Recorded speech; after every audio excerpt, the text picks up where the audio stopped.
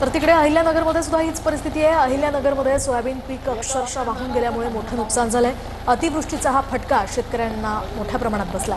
पंचनामे करून नुकसान भरपाई द्यावी अशी मागणी आता शेतकऱ्यांकडून केली जाते आणि याचाच आढावा घेतलाय आमच्या प्रतिनिधींनी।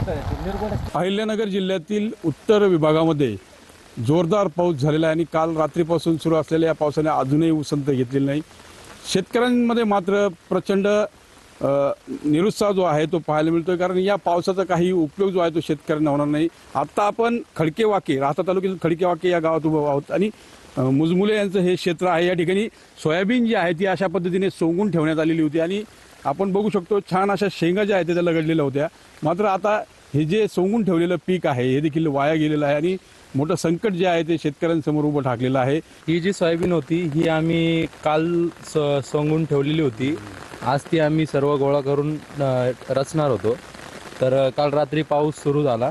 तो पाऊस काल रात्रभर चालला आणि ह्या प्रकारचं पाणी इथे साठण्यात आलं। मनोज गाडेकर, TV9 मराठी, खडकी।